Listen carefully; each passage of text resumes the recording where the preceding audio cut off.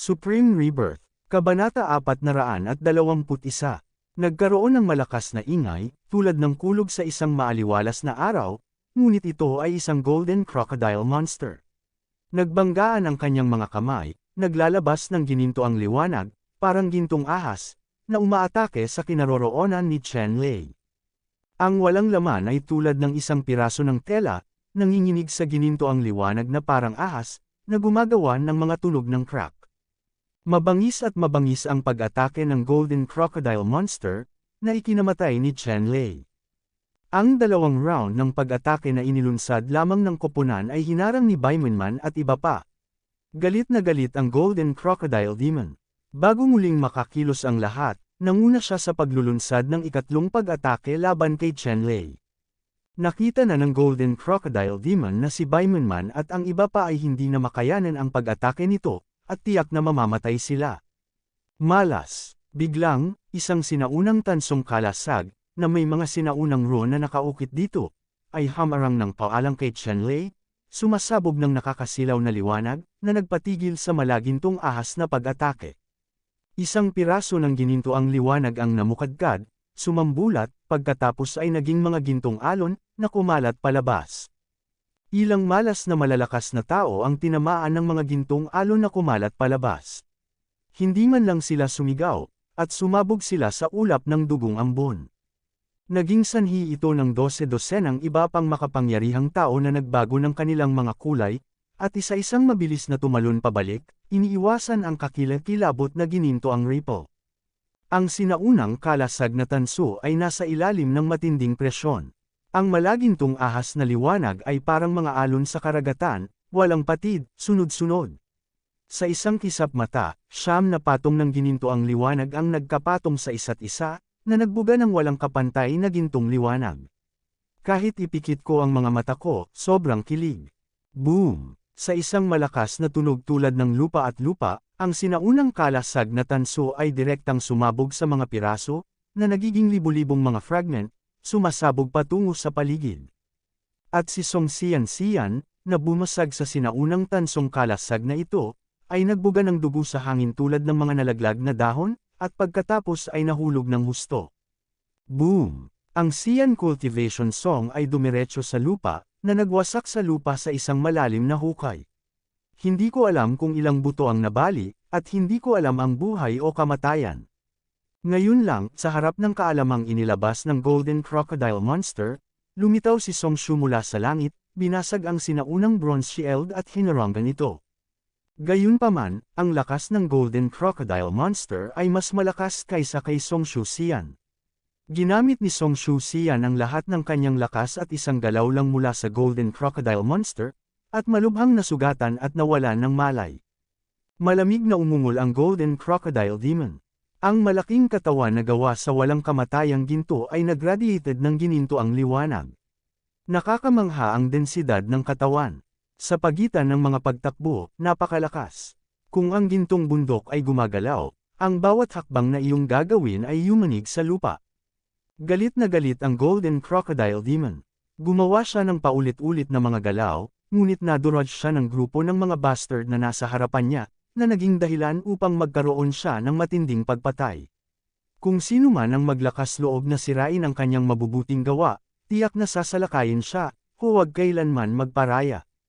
Galit na galit ang ibang makapangyarihang mga taong nanunood nang makita nila ang gintong halimaw na buwaya, at hindi sila ng ahas na humakbang pasulong. Sa sandaling ito, ang Golden Crocodile Monster ay naglabas ng nakakatakot na aura na sinalakay ng mga dayuhan. Sa oras na ito, talagang nakakatakot ang Golden Crocodile Monster.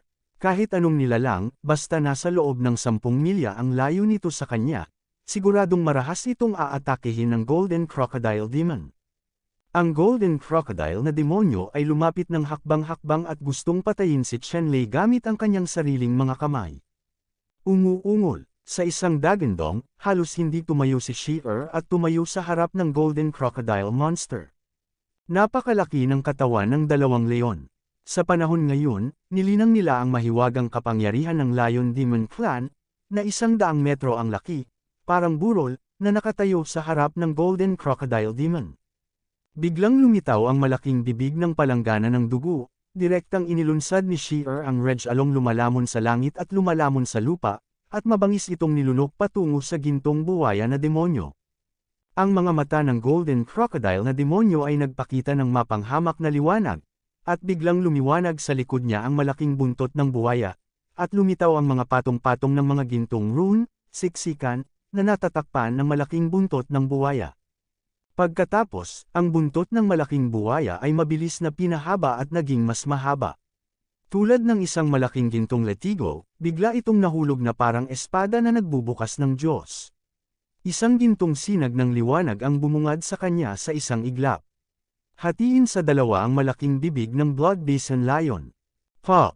Sa isang malakas na ingay, ang malaking buntot ng Golden Crocodile na demonyo ay direktang sinira ang mahiwagang kapangyarihan ng pangalawang leon, at binugbog ang pangalawang leon pabalik sa orihinal nitong anyo. Si Lion ay nakadose-dosenang naka-somersault sa buntot na ito, at ang malaking bahid ng dugo sa kanyang mukha ay mukhang nakakagulat. Ito rin ay isang katotohanan na ang Lion 2 ay napakalakas. Kung ito ay isang ordinaryong halimaw na may gininto ang buwaya na buntot ng demonyo, maaari itong direktang madala sa ambon ng dugo. Gayunpaman, mapoprotektahan lamang ni She dalawa ang kanyang sarili, at ang kanyang nosebleed ay iginuhit ng Golden Crocodile na Fairy Tail, na tuluyang nawala ang kanyang pagiging epektibo sa pakikipaglaban. Kung ang Lion 2 ay nasa tuktok nito, paano posible na gumawa ng 100 o higit pang mga trick sa ilalim ng Golden Crocodile Monster, ngunit ngayon, Lion 2 at Baiminman, Zubami, at iba pa nagsanib puwersa upang kunin ang 40 o 50 malalakas na manlalaro. Ang pinagsamang pag-atake ay umabot na sa punto kung saan nauubusan na ang langis, at napakahirap na makalaban ang gintong buwaya na demonyo nang hindi namamatay sa isang suntok. Nang makita ang pagkatalo ni Lion umungal si Zubami habang hawak ang dalawang itim na bakal na higanteng martilyo, hinampas niya ang kanyang ulo patungo sa Golden Crocodile Monster. Ang aking asawa ay nagdusa ng pagkawala. Dahil dito ay mas lalong nagalit si Zubami kaysa nasaktan at agad na nag-init ang ulo. Sa sandaling ito, si Zubami, na ang dalawang mata ay sobrang pula ng dugo, naglalabas ng uhaw sa dugo na hininga, sa kapwa ng kanyang itim na bakal na higanteng martilyo ay nabasag niya sa sukdulan. Boom! Inubos ng Bummy Pig ang lahat ng lakas at bumangga sa Golden Crocodile Monster. Sa gitna ng bumabagsak na itim na liwanag, naramdaman ng Golden Crocodile Monster ang isang hindi mapapantayang puwersang bumagsak at bumagsak. Ang mga mata ng Golden Crocodile na demonyo ay nagbigay ng mapang-akit na liwanag. Sa pagharap sa malakas na pag-atake ng 8 magkakapatid na Zubami, hindi siya umiwas, 2 gininto ang forelimbs ang umangat, binabaybay ang isang gintong tilapon, nakaharap patungo ang 2 itim na bakal na higanteng martilyo ay nahulog na gumagawa ng malakas na tunog tulad ng banggaan sa pagitan ng ginto at bakal. Isang malaking puwersa ang dumating, na direktang naging sanhi ng pag-atras ng Golden Crocodile Demon ng mahigit 100 hakbang, at tumingin kay Zubami na may hindi kapani-paniwalang ekspresyon. Ang lakas na dala ng mga dobleng martilyo ni Zubami ay higit na lumampas sa inaasahan ng Golden Crocodile Demon, at talagang napaatras siya ng higit sa 100 hakbang. Gayunpaman, lalong naging hindi komportable si Zubami. Napakalakas ng pag-atake ng Golden Crocodile Demon at direktang tumama sa 2 itim na higanteng martilyo sa mga kamay ni Zubami, at maging sa 2 martilyo na hawak ni Zubami. Ang mga buto ng lahat ng mga braso ay nasira at sila ay nahulog. At ang napakalaking puwersang iyon ay nagpalipad kay Zubami sa himpapawid, lumipad pabalik ng 12-dosenang talampakan, at pagkatapos ay nahulog siya ng husto. Wow! Isang sigaw ang tumunog, ngunit ang 8 magkapatid na Zoo ay bumagsak sa lupa mula sa himpapawid, direkta sa kanan, at tinamaan ng husto ang katawan ni Lion halos hindi mabali ang mga buto ng katawan ni Lion na iniwan ang katawan ni Lion na may malungkot na sigaw. Ang kasalukuyang mood ni Shear ay parang binuhusan ng malamig na tubig sa loob ng 3 o 9 na araw, at sobrang lamig. Bakit ang malas niya? Supreme Rebirth, Kabanata 422. Bagamat nagdalamhati si Shear sa kanyang puso, tumingin pa rin siya kay Zubami nang may pag-aalala at tinanong kung nasugatan si Zubami. Umiling si Zubami, sinabing hindi siya nasaktan, at gumaan ang pakiramdam ni Shear. Si Sheer ay malakas laban kay Zubame araw-araw. Mula sa simula ng paglaban, unti-unti siyang nagkakaroon ng panlasa para kay Zubame, at talagang nagkaroon ng magandang impresyon kay Zubame. May kasabihan na ang buhay ay parang isang malakas na tinidor. Kung hindi mo kayang pigilan, ay enjoy mo na lang ng tahimik. Naramdaman ni Lion na inilarawan ng pangungusap na ito ang sitwasyon, kaya may katuturan ito. Ngayon, siya at si Bamezu ay nagkaroon ng damdamin. Kung nasugatan si Bamezu, siguradong hindi maganda ang pakiramdam ni Sheer. Mayroon ba akong potensyal para sa pang-aabuso?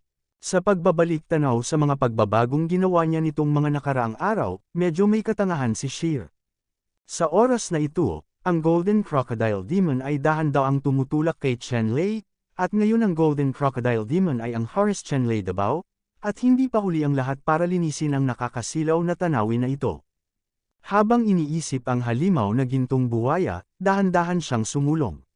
Sa panahong ito, sinubukan ni Xiongda, Wusan, Baimenman, at Song Shuxian ang lahat ng kanilang makakaya upang pigilan ang Golden Crocodile Monster mula sa pakikipaglaban kay Chenlei, ngunit lahat sila ay nahuli ng Golden Crocodile Monster, pinitik ang buntot nito at lumipad palabas. Pagkatapos ng lahat, maging Baimenman man, Xiongda, o Centipede, o Song Xian, Xin Yi, lahat sila ay nasa dulo ng labanan, at hindi sila ang mga kalaban ng Golden Crocodile na demonyo. Ang ginintoang buwaya na demonyo ay masiglang nilampasan ang mga hadlang na nakatagpo sa daan at sa wakas ay nakarating kay Chenlei. Sa sandaling ito, si Chenlei ay nababalot ng makapal at magulong kapaligiran, tulad ng isang higanteng kakon. Sa magulong hangin ito, kitang-kita mo ang pinakamataas na aura ng Grand Dao na nakapaloob dito. Ito ay isang magulong swerte lamang, ito ay isang walang katulad na malaking kapalaran, sa kasamaang palad, ito ay walang kaugnayan sa Golden Crocodile Monster. Ang gintong buwaya na demonyo ay hindi na nag-alinlangan pa, ang kanyang mga mata ay kumislap ng dalawang nakakasilaw na malamig na ilaw, dalawang ginintoang liwanag sa harap na paa, iwinagayway ang isang piraso ng ginintoang liwanag, at malakas na hamampas sa magulong hangin upang sirain ang pagkakataon ni Chenlei. Ang 12 ng malalakas na lalaki sa paligid niya, lahat ay nagpipigil ng hininga, nakatingin sa bawat galaw ng Golden Crocodile Monster. Napangiti pa ang ilang malalakas na tao sa gilid ng kanilang mga bibig. Wala silang swerte, kaya natural lang na ayaw nilang makitang nakuha ng iba, lalo na kung hindi sila kalahi, at ayaw nilang makitang lumalakas ang isa't isa. Kung ang ganitong uri ng pagkakataon laban sa langit ay winasak ng isang tao, hindi ko talaga alam kung ano ang magiging mood ni Chenlei, kung gaano ito kadesmaya. Gayunpaman, kung mas nalulumbay si Chenlei, mas masaya ang iba pang malalakas na tao. Sa wakas, ang dalawang kuko ng gintong buwaya ay nahulog ng husto. Sa dalawang Golden Crocodile na kuko ng demonyong ito, binalot sila ng gintong liwanag, at lumipad ang malalakas na ron, na tila tumagos sa langit at lupa, na may dalang pinakamataas na kapangyarihan.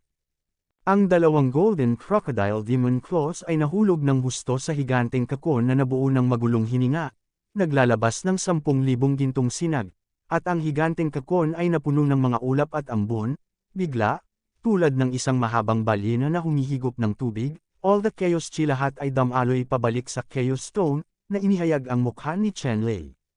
Nang hamupa ang magulong hangin, malinaw na nakita ng lahat ang sitwasyon ni Chenlei.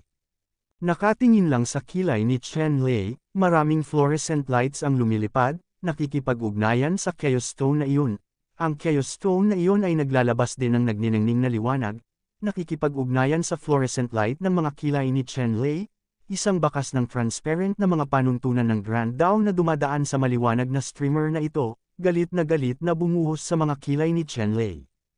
Kapag nakita ng lahat ang eksenang ito, ayoko magselos. Napakaswerte nito. Ang mga patakaran ng Grand Dao ay bumaha lahat sa dagat ng kaluluwa ni Chenlei. Ang mga tuntuning ito ng Grand Dao, ang bawat isa ay maaaring kumatawan sa sukdulang pananaw ng linya ng paglilinang. Ang karaniwang tao ay hindi masusulyapan ang mundo ng Grand Dao sa buong buhay nila, ngunit ngayon, ang mga alituntunin ng Grand Dao na ito ay napakabaliw na bumabaha sa isip ni Chenlei, nag-iiwan ng bakas. Ang paglalakbay ni Chenlei ay magiging makinis sa hinaharap. Para sa isang sandali, lahat ay nagseselos, at hindi natin dapat hayaan si Chenlei na kunin ang lahat ng mga benepisyo. Nang makita ang eksenang ito, ang gintong buwaya na demonyo ay mas naiinggit at napupuot. Napakakomplikado ng kanyang mga iniisip, at sinampal niya ng isang palad ang ulo ni Chenlei nang hindi nag-iisip tungkol dito. Kung totoo ang palad na ito, dapat patay o buhay si Chenlei. Biglang, isang malaking halaga ng electric light ang lumabas sa katawan ni Chenlei, at ang walang katapusang electric light ay parang dagat, na agad na nilubog ang Golden Crocodile Monster. Zila! Umalangaw-ngaw sa kawalan ng tunog ng pumuputok na kuryente, at pagkatapos, nakita ko ang malaking katawan ng Golden Crocodile Monster na itinapon ng mataas, at pagkatapos, gamulong sa hangin, bumagsak sa isang maliit na burol sa tabi nito. Ang maliit na burol ay direktang tinamaan ng gintong buwaya na demonyo at sumabog. 10 milyong kattays ng mga bato ang gamulong kung saan-saan, alikabok at usok sa lahat ng dako. Habang tumataas ang electric radiance, ang Chaos Stone ay kumikinang din ng walang katapusang, at sa wakas, ito ay naging stream ng liwanag at direktang tumagos sa gitna ng mga kilay ni Chenlei. Naiintindihan niya, ilang makapangyarihang tao ang bumulalas, nang makita ang eksenang ito, alam ng lahat na ang Chaos Stone, na masasabing Supreme Chaos Stone, ay nakuha ni Chenlei. Dahil dito, ang lahat ay nakakaramdam ng labis na pagkabigo at hindi komportable. Sinubukan nilang lahat ang banal na batong ito, at hindi nila ito nagawang talunin. Mas gugustuhin nilang manatili dito ang kaguluhang bato magpakailanman, hindi makuha ng sinuman, at ayaw nilang makuha ng sinuman maliban sa kanilang sarili ang batong kaguluhan. Ngunit ang kasalukuyang sitwasyon ay pinadalisay ni Chenlei ang bato ng kaguluhan. Dapat mong malaman na ang kaguluhang bato na ito ay matatagpuan at hindi matagpuan. Natatakot ako na mayroon lamang ganoong kayamanan sa buong Xuanyuan continent. Nang makita ang kayamanan na nakuha ni Chenlei, lahat ng mukha ay sobrang pangit. Tumingin si Chenlei sa paligid sa oras na ito, ang kanyang mga mata ay parang kuryente. Matapos masakop ang Chaos Stone, tila nagbago siya ng malaki, ngunit tila walang nagbago, na nagbibigay sa mga tao ng isang napakawalang laman at ethereal na pakiramdam, napaka-misteryoso. Sa katunayan, alam lang ni Chenlei kung magkano ang nakuha niya. Ang kaguluhang batong ito ay talagang naiwan sa simula ng pagbubukas ng langit at lupa. Ang kaguluhan sa loob nito ay nagpadalisay sa kanyang likas na espiritong kulog na sakramento at naging isang tunay na likas na kayamanan. Ang ganitong mga pagbabago ay hindi mabilang para sa hinaharap na mga tagumpay ni Chenlei. Bukod dito, ang magulong aura na ito ay direktang nagpapataas ng kanyang lakas muli, at ang kanyang pisikal na katawan at cultivation base ay bumuti ng husto. Ngayon, ang pisikal na lakas ni Chenlei ay puno ng kapangyarihan ng 500 dragon, at ang kanyang paglilinang ay mas pino din sa ilalim ng pagpipino ng chi ng chaos, at nakapasok sa ika-8 antas ng masamang kaharian ng demonyo. Higit pa rito, sa magulong batong ito, mayroong 300 likas na tuntunin ng Grand Dao na nakatatak, lahat ay nakatatak sa isip ni Chenlei, upang si Chenlei ay magkaroon ng malalim na pag-unawa sa iba't ibang mga prinsipyo ng piraso ng langit at lupa na ito. Sa 300 panuntunang ito ng Grand Dao, kasama ang Thunder Rule. Kabanata 423. Pakiramdam ni Chenlei ay naiintindihan niya ang Thunder Grand Dao. Gayunpaman, naramdaman ni Chenlei na ang kanyang pag-unawa sa Thunder Grand Dao ay napakawalang muwang pa rin ang mga patakaran ng Thunder Road sa Chaos Stone ay itinanam sa kanyang Soul Sea. Para sa mga panuntunan ng iba pang 279 na Grand Dao, hindi man lang naabot ni Chenlei ang antas ng pagpindot sa gilid pa lamang nitong Thunder Grand Dao, halos hindi maintindihan ni Chenlei ang isa o dalawa. Matapos maunawaan ang Thunder Grand Dao na ito, ang pangunawa at kontrol ni Chenlei sa kulog at kidlat ay lumalim ng maraming beses, at ang lakas ng kanyang mga putok ay natural na tumaas ng husto. Kaya, ngayon lang, walang katapusang kulog at kidlat ang damaloy sa kanyang katawan at direktang itinulak sa hangin ng gintong buwaya na demonyo, na isang tunay na pagpapakita ng kanyang pagkaunawa sa kulog at kidlat. Tulad ng para sa kaguluhang bato, siya ay nasakop at pino, at ang kanyang banal na kamalayan ay nakatatak sa bato ng kaguluhan. Para sa kadahilanang ito, ang napakabigat at hindi masisira na kaguluhang bato na ito ay inalis ni Chenlei, naging aura, at bumaon sa kaluluwa ni Chenlei. Ang Chaos Stone na ito ay maaaring ilarawan bilang isang tunay na likas na espiritual na kayamanan, na mas malakas kaysa sa Soul Seed ng Thunder Soul Lotus, Nine Heavens Blue Bell, Jotian Star Buddha Pagoda, Thunder Spirit Orb, at Water Spirit Orb. Ang kaguluhang bato na ito ay ang pinakamagandang uri ng kayamanan ng langit at lupa, at walang kayamanan na maaaring malampasan ito sa pagraranggo, ngunit sa pinakamahusay na ito ay patag. Sa sandaling ito, lumingon sa hangin ang mga mata ni Chenlei, at dahan-dahan niyang iniskan ang paligid, na may kapangyarihan ng hindi sinasadyang pagsuko. Kahit na si Chenlei ay napaliligiran lamang ng Chaos Chi, naging isang higanteng kakon at pinong Chaos Stone, alam niya ang lahat tungkol sa labas ng mundo ng malinaw. Ngayon pa lang, kung istorbohin siya ng mga taong ito, talagang mamimiss niya ang halos kakaibang yaman na ito. Dahil sa oras na iyon, ang lahat ng kanyang mga iniisip ay ginagamit upang makipag-usap sa Chaos Stone. Hanggat siya ay bahagyang ginulo, mawawala ang kanyang lakas at mawawala ang lahat ng kanyang mga nakaraang pagsisikap. Sa kabutihang palad, may mga taong tulad ni Baimanman, Xiongda, Shi-Er, at iba pa, na desperado at ayaw ng kanilang buhay. Nilabanan nila ang panghihimasok ng lahat at sa huli ay ginawa itong gumana. Kaugnay nito, si Chenlei ay itinuturing na isang malaking tulong mula kay Baimanman, Xiongda, Shi-Er at iba pa. Para sa pabor na ito, natural na babayaran ito ni Chenlei sa hinaharap, ngunit hindi niya pababayaan ang mga gustong makialam sa pagkuha ng kayamanan ngayon.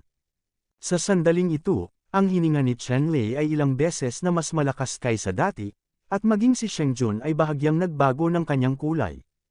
Kung hindi makuha ni Chenlei ang Chaos Stone, naniniwala si Shengjun na kaya niyang itali si Chenlei. Ngunit ngayon, naramdaman ni Shengjun na si Chenlei ay parang isang napakalalim na karagatan, na hindi niya makita. Ang ganitong resulta, ay magiging lubhang mapanganib, kahit papaano ay walang kasiguraduhan si Shengjun na mananalo. Para sa iba pang 12-dosenang powerhouse, bago nakuha ni Chenlei ang Chaos Stone, hindi sila ang mga kalaban ni Chenlei. Ngayon, masyadong malaki ang gap kay Chenlei para mabawi. Tiningnan ni Chenlei ang malakas na lalaki ng Ghostface Fish Clan. Ang Ghostfish Clan powerhouse na ito ay kabilang sa isang medyo makapangyarihang lahi sa Sea Clan. Ang ulo ng isda ay may katawan ng tao na may nakakatakot na ngiti. Ngayon lang, ang malakas na lalaking ito mula sa Ghost-Faced Fish Clan ay kabilang sa mga unang clan na kumilos, at labis na galit kay Chenlei Bao. Isa lang ang tao niya. Ano ang kinakatakutan natin? Gusto mo bang makitang lumaki ang isang makapangyarihang lahi ng tao? Ang malakas na lalaking ito ng Ghost-Faced Fish Clan, nang makita ang tingin ni Chenlei, tumibok ang kanyang puso, pagkatapos ay sumigaw siya, hinihimok ang lahat na kumilos at pugutan ng ulo si Chenlei. Matapos marinig ng lahat ang mga salita ng makapangyarihang Ghostfish Clan, isa-isa silang gumalaw. Ang mga salita ng makapangyarihang Ghostfish Clan ay may tiyak na katotohanan.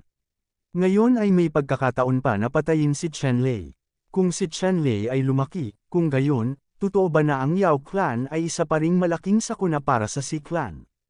Biglang sumigaw si Chenlei, at umalangaw ang isang pagsabog ng kulog sa mga tainga ng makapangyarihang angkan ng isda na mukha ng multo. Ang makapangyarihang Ghostfish Clan na ito ay sumigaw, at biglang sumabog sa ulap ng dugo, na walang mga buto na natitira. Nang makita ng lahat ang eksenang ito, natigilan sila. Ang lakas ng Ghostface Fish Clan ay tiyak na hindi mababa, kung hindi, imposibleng makapasok sa Xuanwu Cave, lalo pat makaligtas hanggang sa kasalukuyan. Gayunpaman, ang makapangyarihang Ghost-Faced Fish Clan expert na ito ay nabigla sa ambon ng dugo ng dagandong ni Chenlei. Gaano kalakas si Chenlei? Ilang sandali, natigilan ang lahat sa lakas ni Chenlei. Biglang lumitaw ang ginintoang liwanag, at sa isang nakakatakot na alon, pinatay niya si Chenlei. Ang gintong Jinshi ay kasing lawak ng karagatan, na tila kayang ishoot pababa ang makalangit na banal na buwan. Sa gitna ng ginintoang liwanag, malalaking bundok, nakakatakot na malalaking kuko, may dalang makapal na gintong ambon, mabibigat na putok ang nahulog. Sa lupa sa ilalim ng mga paa ni Chenlei, kahit na ang isang serye ng malalaking bitik na hindi napakalalim ay bitik, isang napakalakas na aura ang agad na bumalot kay Chenlei. Ang gininto ang liwanag na ito ay inilabas ng Golden Crocodile Demon. Kanina lang gusto niyang patayin si Chenlei at putulin ang mga pagkakataon ni Chenlei, ngunit naalimpungatan siya ng kulog sa kalangitan na sumambulat mula kay Chenlei. Muntik na siyang tumagos sa katawan at mabaril ng libu-libong metro, bumulwak ng dugo ang ilong at bibig, pero mabagal ang paghinga niya sa mahabang panahon. Gayunpaman, napakalakas talaga ng Golden Crocodile Monster na ito. Nakatanggap siya ng napakalakas na suntok mula kay Chenlei, ngunit hindi siya nagtamo ng anumang nakamamatay na pinsala. Pagkaraan ng ilang sandali, palihim siyang nakalunok ng Geuma at gumaling sa kanyang napakalaking kalagayan. Ang Golden Crocodile Demon, na nakabawi sa kanyang peak state, ay hindi nakatiis, at marahas na sumalakay, gamit ang pinakamakapangyarihang kayamanan na maaari niyang sirain, at nilaslas patungo kay Chenlei. Hinarap ni Chenlei ang pinnacle blow ng Golden Crocodile Monster, nakatayo sa pwesto, parang isang digmaan, nang walang anumang paggalaw sa kanyang mukha, ngunit sa kanyang palad, may ilog ng kulog at kidlat na nakapalibot sa kanya. Binaril ito ni Chenlei gamit ang isang palad na ang haba na ito, tila damaloy sa mga panahon, malawak at walang hanggan, nagmamadali patungo sa bumagsak na Golden Crocodile na demonyo. Ang ilog ng kulog at kidlat ay malawak at umaalon. Parang walang pinanggalingan at walang katapusan. Nakahiga ito sa kawalan, at tinutunaw ang langit na puno ng gintong kapangyarihan sa umaalon na ilog. Pagkatapos, itong ilog ng kulog at kidlat ay tumama sa katawan ng gintong buwaya na demonyo. Napakalakas ng halimaw na gintong buwaya, kung ang kayamanan na gawa sa banal na ginto. Sa ilalim ng mahabang ilog ng kidlat na ito, ay marupok tulad ng isang piraso ng tofu, sa harap ng lahat, ang kayamanan ay malinaw na kristal at nabasag sa ambon ng dugo. Ang gintong buwaya na demonyo ay sumigaw at sinubukang sirain ang lahat ng uri ng kayamanan at negaw iligtas buhay na kayamanan. Gayunpaman, ang mahabang ilog na ito ng kulog at kidlat ay nagtataglay ng hindi maisip na mapangwasak na kapangyarihan. Anumang pagtutol ng gintong buwaya na demonyo ay nasa harap nitong mahabang ilog ng kulog at kidlat, biro lang, napakahina. Sunod-sunod na sumabog ang mga katawan ng gintong buwaya na demonyo, nagkapira-piraso at puno ng dugo. Sa wakas, ang napakalakas na Golden Crocodile Monster na ito ay natangay sa ambon ng dugo, na walang iniwan na kaliskis.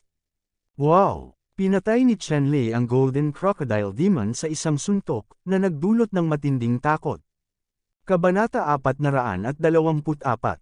Halata sa lahat ang lakas ng Golden Crocodile Monster. Sa Xuanwu Dangfu, tatlo lang ang makakalaban sa Golden Crocodile Monster na sina Shengjun, Hai Huangboy at Chenlei. Maliban sa tatlong ito, walang iba ang kalaban ng Golden Crocodile Monster. Gayunpaman, pinatay na ngayon ni Chenlei ang Golden Crocodile Demon gamit ang isang palad. Chenlei, gaano kalakas iyon? Sa ilang sandali, ang kaisipang ito ay umalingaw sa isipan ng lahat ng malalakas. Ngayon, palibutan nila si Chenlei, wala rin silang lakas ng loob. Kung mas magaling lang si Chenlei sa kanila, natural nilang palibutan si Chenlei ng walang pag-aalinlangan. Ngunit ang kasalukuyang sitwasyon ay napakalinaw.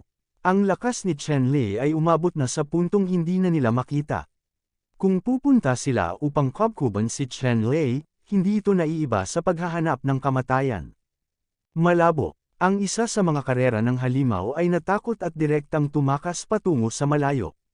Sa ilalim ng pamumuno ng angkan ng halimaw na ito, 12-dosenang iba pang powerhouse ang negel-inang ng kanilang mga kakayahan at mabilis na tumakas, na gustong makalayo kaagad kay Chenlei, ang masamang bituin. Maging sina Shengjun at Hai Huangboy ay umalis kaagad. Ibinaling ni Chenlei ang kanyang tingin sa direksyon kung saan umalis sina Hai Huangboy at Shengjun. Ito ay lubos na pinagsisisihan. Noong una, gusto niyang lumipat at direktang iwan sina Hai Huangboy at Shengjun. Parehong napaka-talented. Kung hahayaan silang lumaki, malamang na magdulot sila ng malaking banta kay Chenlei. Gayunpaman, malinaw na naramdaman ng dalawang Hai Huangboy at Shengjun ang layunin ng pagpatay kay Chenlei at umatras sila mula sa simula. Bagamat ang lakas ni Chenlei ay tumaas ng husto ngayon, sina Hai Huangboy at Shengjun ay may kanya-kanyang baraha para iligtas ang kanilang mga buhay. Kung gusto nilang umalis, hinding-hindi sila mapapanatili ni Chenlei. Para sa isa pang malakas na lalaki, itinaas ni Chenlei ang kanyang kamay at hinampas ito ng palad. Sa palad na ito, mayroong 10,000 sinag ng kidlat, na agad na nabasag ang kawalan. Sa himpapawid, mayroon pa ring higit sa 12 makapangyarihang figure. Nabaril ng hanging palad, agad itong sumabog sa ulap ng dugong ambon. Matapos kunin ni Chenlei ang palad na ito, huminto siya at hindi na nagpatuloy. Ang palad na ito ay babala sa mga nananakit sa kanya. Para sa iba pang malalakas na tao, nag-iwan ng paraan si Chenlei para sa kanila. Ang mga powerhouse na maaaring pumasok sa Xuanwu Cave Mansion na ito ay pawang mga middle class na Chanzhou at mga haligi ng lahat ng lahi. Dahil makapasok sila sa Xuanwu Cave Mansion na ito, lahat sila ay mga taong may malalim na pagpapala. Ang mga taong ito, kapag sila ay lumaki, ay tiyak na magiging mga master ng isang partido, na may kakayahang ipagtanggol ang mga higanti ng isang partido. Gaano man kititagumpay ang mga taong ito, hindi sila maglalagay ng malaking banta kay Chenlei. Sa pagkakaroon ng mga taong ito, kapag nakikitungo sa mga dayuhang lahi sa hinaharap, sila ay magiging isang mabigat na puwersang panlaban. Si Chenlei ay hindi gustong patayin ang lahat ng mga henyo ng human race. Sa kasong ito ay isang hindi mabata na pagkawala para sa human race. Gayunpaman, kung ang isang tao ay hindi nakakaalam kung ano ang mabuti o masama at nasaktan siya, hindi siya kailanman magpapakita ng awa. Pagkatapos bigyan ng babala ang malalakas na lalaking ito, tumingin si Chenlei kina Baimanman, Song Xianxian, Xin Yi, Shongda, Shi Wu San, at Zhu Bomei. Sa oras na ito, maging Baimanman man, Song Shuxian, Xin Yi, Shongda, at iba pa, lahat ng mga pinsala ay napakabigat. Masasabing halos patay na ang hininga kung ito ay isang bukal ng buhok. Gayunpaman, ang ganitong uri ng pinsala ay hindi masyadong mahirap para kay Chenlei. Gumalaw si Chenlei, at lumitaw ang isang mahiwagang gamot sa harap ni Chenlei. Ang mahiwagang gamot na ito ay ang tanging mahiwagang gamot sa Xuanwu Dangfo. Lahat sila ay puti, hugis basalt, at may mga kometa. Ang mahiwagang gamot na ito ay damay-kit kay Chenlei matapos siyang tulungan ni Chenlei mula sa problema, at hindi umalis. Dahil alam ng mahiwagang gamot na ito na nasa katawan din ni Chenlei ang pagkakataon. Sa pamamagitan lamang ng pagsunod kay Chenlei maaabot niya ang mas mataas na antas sa hinaharap. Kinuha ni Chenlei ang mahiwagang gamot na ito, at pagkatapos ay nagsabi, kailangan kong gumamit ng kaunti sa iyong gamot na bigot para iligtas ang mga taong ito. Matapos pakinggan ang mga salita ni Chenlei, ang basaltic magic na gamot ay kumunot sa kanyang mukha at mapait na sinabi, Guru, ang mga taong ito ay hindi malubhang na sugatan. Hindi mo ako kailangang gamitin. Sinabi ni Chenlei, bakit hindi malubha ang pinsala? Hindi mo ba nakita na malapit ng maghiwa-hiwalay ang katawan ni Shi? Ang puting liwanag ay nagmula sa katawan ng magic na gamot na si Xuanwu, na bumabalot kay Shi dalawa at sa iba pa. Mahinang naramdaman na, sa katunayan, ang layon dalawa ang higit na nasugatan, ngunit hindi ito sapat para gamitin ang kanyang balbas sa gamot. Pagkatapos ng lahat, ang basaltic na mahiwagang gamot ay ipinanganak sa paglipas ng mga taon, at ang kakanyahan nito ay maihahambing sa isang pinakamataas na kayamanan. Bukod doon, nakaranas din siya ng mga paghihirap. Noong hindi pa siya huling paraan, ang basaltic na mahiwagang gamot ay hindi gustong makapinsala sa kanyang sariling katawan. Ang magic na gamot na si Xuanwu ay magsasabi kay Chenlei tungkol sa kanyang sariling mga paghihirap. Narinig ni Chenlei ang sinabi ng basaltic na mahiwagang gamot, at pagkatapos ay napagtanto na kung ang ilang balbas ng basaltic na mahiwagang gamot ay mapuputol, ito ay magkakaroon ng malaking epekto sa basaltic na mahiwagang gamot. Nang makita ang basaltic na mahiwagang gamot, ayaw ni Chenlei na masyadong umusig. Pagkatapos ng lahat, ang basaltic na mahiwagang gamot ay nagkusa na samilong sa kanya, hindi ibenta ang kanyang katawan sa kanya. Gusto niyang gamitin ang basaltic magical medicine, at kailangan niyang kumuha ng basaltic magical medicine. Dahil ito ay nakakaapekto sa iyo ng labis, pagkatapos ay kalimutan ito, mag-iisip ako ng ibang paraan. Tumango si Chenlei, sa halip na pilitin ang magic basal na gamot, handa siyang mag-isip ng iba pang paraan, ngunit ang bilis ng paggaling ay tiyak na hindi kasing bilis ng epekto ng magic basal na gamot. Teacher, hindi po ako maliit, hindi ko matiis ang gamot, pero hindi ko mabali ang mga paa ko. Kung gusto kong gamitin, may paraan pa. Sabi ng magic na gamot na si Xuanwu. Oh, anong magagawa ko? Nang marinig ito ni Chen Lei, naging masigla siya.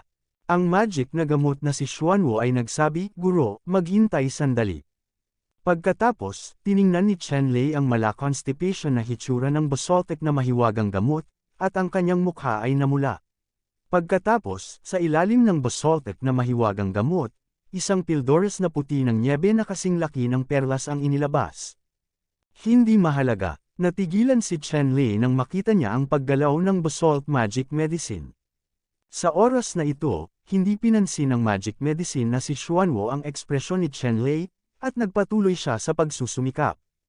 Pagkatapos ng maraming pagsusumikap sa basaltic na mahiwagang gamot, 6 pang puting tableta ng basaltic na mahiwagang gamot ang inilabas mula sa ilalim ng puwit ng basaltic na mahiwagang gamot. Okay, Master, ito ang ilan sa magic medicine essence sa katawan ko.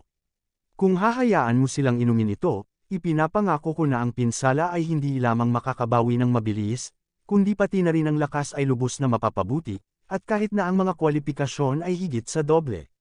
Panipi. Ang mahiwagang basal na gamot na si Diner ay pumunta kay Chen Lei upang humingi ng mga benepisyo. Sinulyapan ko ang mahiwagang basaltic na gamot, hindi alam ni Chen Lei kung ano ang sasabihin, kung ano ang hitsura nito, kung gaano kasuklam-suklam, napagpasyahan na niya na hindi na siya umiinom ng mga pildores na gawa sa mahiwagang basaltic na gamot sa hinaharap. Gayunpaman, walang pag-aalinlangan si Chen Lei sa kanyang puso nang pinainom niya si Shi-Er at ang iba pa. Inilabas niya ang 7 basalt magic na gamot na ito at isa-isang ibinigay kina Baimenman, Song Shu Xian, Xin Yi, Shi-Er at iba pa. Ang mga gamot na ito na puti ng nyebe ay medyo kakaiba, ngunit talagang nakapagtataka. Matapos inumin ng pangalawang klaseng leon ang mga gamot na ito, ang iba't ibang sugat sa katawan nito ay nagsimulang mabilis na lumitaw sa bilis na nakikita ng mata, ibalik. Kabanata 425. Baimenman, Song Xian Xian, Xin Yi, Xiong Da, Shi-Er et al., kumikinang na puti, at dumating ang isang malakas na halimuyak na panggamot. Ang mga sirang buto sa kanilang mga katawan ay nagsimulang mag-realign, at ang nawalang dugo ay nagsimulang ipanganak muli. At ang mga bakas ng kuko at sugat na iyon ay mabilis na naghilom, halos sa isang kisap mata, lahat ng mga sugat ay naghilom, nang walang anumang galos. Bilang karagdagan, sina Baimenman, Song Shu Xian at iba pa ay nagbuga ng itim na usok, ngunit sila ay mga dumi sa katawan, na sapilitang itinaboy ng magic na gamot. Ang lahat ay isinilang na muli. Ang kanilang pisikal na lakas ay tumaas ng husto, at sila ay malinaw na parang jade. Pagkakataon laban sa langit. Ang pagbabagong ito ay nagpasaya kay Baimenman, Song Cultivator Xian, Xin Yi, Xiong Da, Shi-Er, at iba pa. Hindi nila alam kung ano ang ibinigay sa kanila ni Baodan Chen Lei, na nagpapataas ng kanilang lakas ng higit sa 10 beses. Ngayon, kahit si Baimenman, at laban sa isang malakas na tao tulad ng Golden Crocodile Demon, ay tiyak na hindi mahuhulog kahit kaunti. Kaya lang tumingin si Chen Lei sa mga taong ito na may kakaibang mga mata.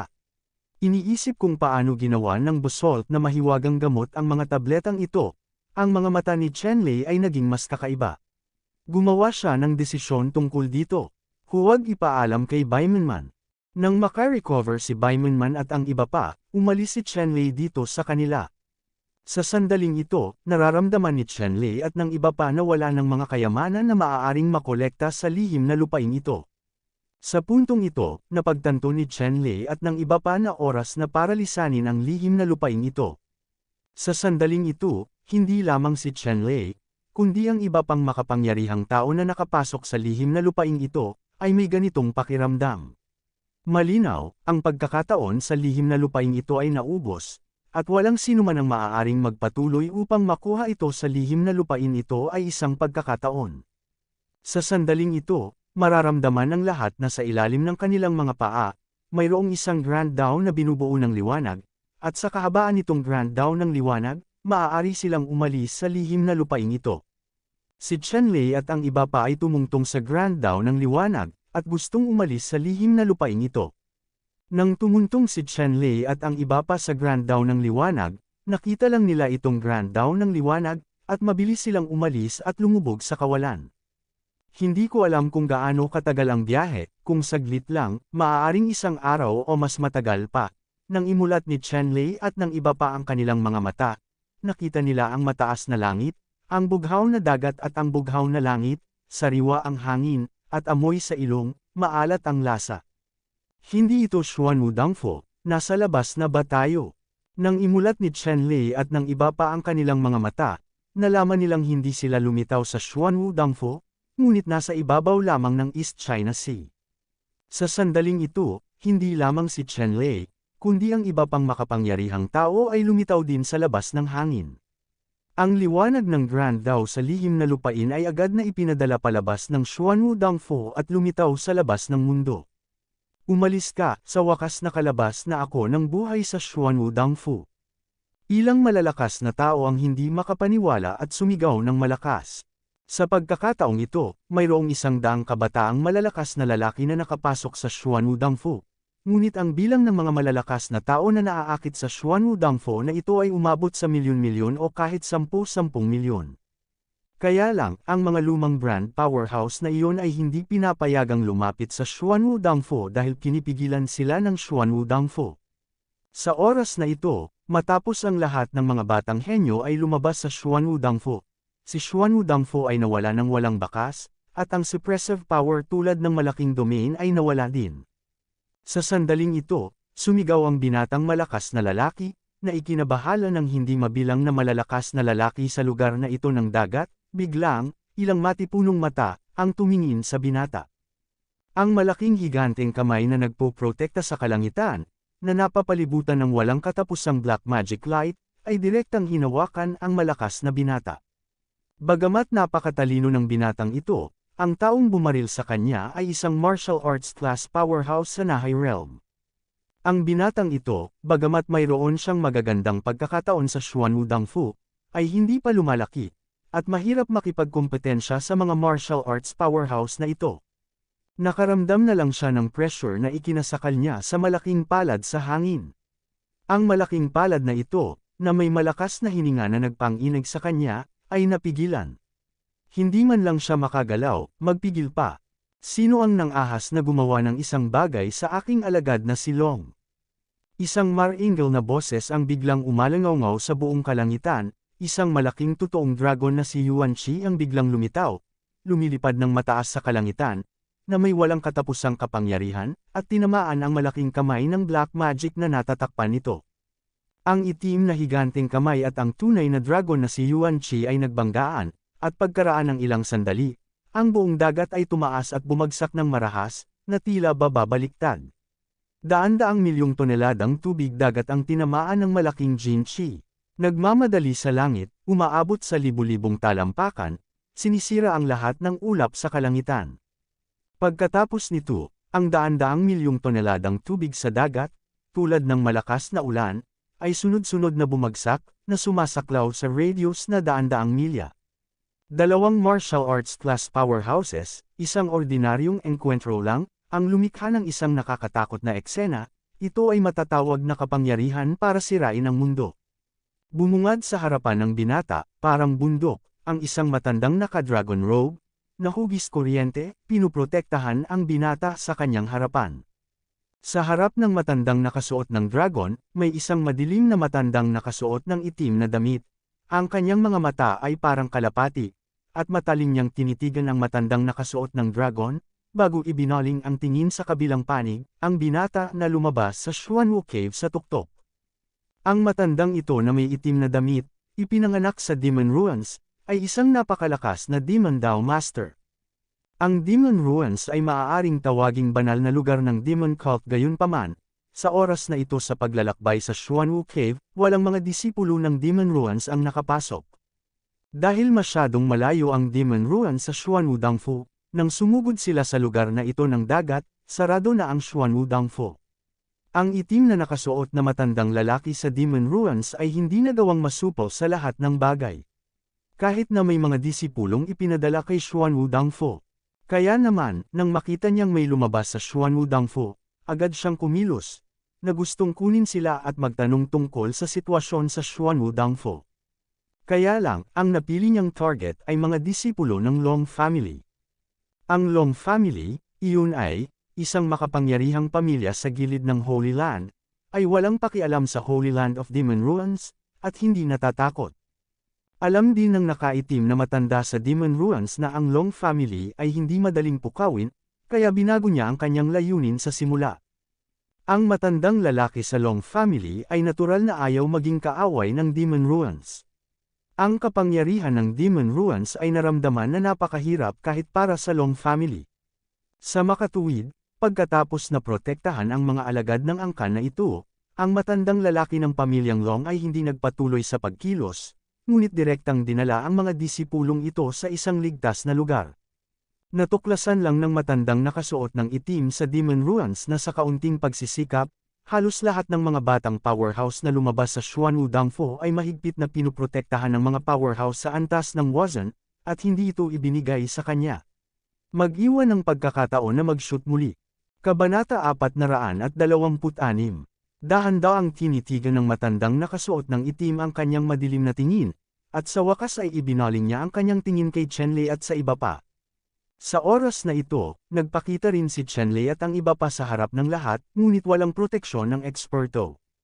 Kabilang sina Chenlei at iba pa, sina Songshu Xian at Qin Yi ay ipinanganak sa pamilyang Song at pamilya Qin ng immortal na pamilya. Makatuwiran na natural na magkakaroon ng mga master na magpoprotekta kina Song Xian at Qin Yi sa lalong madaling panahon, ngunit, sa ilang kadahilanan, hindi lumitaw ang mga powerhouse ng Song at Qin. Ang apat na demonyong henyo, sina Xiongda, Shi-Er, Wuzhen at Zhu Bamei, kasama nila, ang tatlong tribo ng demonyo, sina Xiongda, Shi-Er, at Wuzhen, ay masasabing nasa kani-kanilang tribo. Ay isang napakaranggal na background. Gayunpaman, binibigyang pansin ng lahi ng halimaw ang natural na pagpili, ang mahina at malakas. Bagaman ang pagkakakilanlan ni Xiongda, Lion 2, at Centipede 3 ay pambihira, ang malalakas na tao sa tribo ay hindi espesyal na nagpadala ng malalakas na tao upang protektahan sila. Sa katunayan, hindi lang itong lahi ng halimaw na tulad ni Xiongda, kundi halos lahat ng lahi ng halimaw na pumupunta rito para makipagkumpetensya para sa mga pagkakataon, walang matibay na proteksyon sa likod nila. Ang halimaw na lahi na ito ay maaari lamang sakupin ang mga pagkakataon sa pamamagitan ng pag-asa sa tunay nitong lakas. Sa katunayan, ang pamamaraang ito, kahit na tila malupit, ay maaaring linangin ang isang tunay na malakas na tao. Ang sangkatauhan, para sa susunod na henerasyon ng mga henyo, ay labis na nagmamalasakit. Dahil sa takot sa mga aksidente, hindi niya alam kung gaano karaming malalakas na tao ang ipinadala upang protektahan siya, at tumanggi siyang hayaan siyang makatagpo ng anumang panganib. Ang gayong mga resulta ay tila nakalulugod, ngunit sa katotohanan ang mga nilinang ay mga bulaklak lamang sa greenhouse, at hindi lalago sa mga tunay na makapangyarihang tao sa hinaharap. Ang isang tunay na malakas ay maaaring lumago sa isang henerasyon ng mga tunay na hari pagkatapos lamang makaranas ng hangin, hamog na nagyelo, ulan, nyebe, at dugo at apoy. Kung hindi sila makakaranas ng iba't ibang pagsubok at panganib, hinding-hindi nila makakamit ang labis na tagumpay sa hinaharap.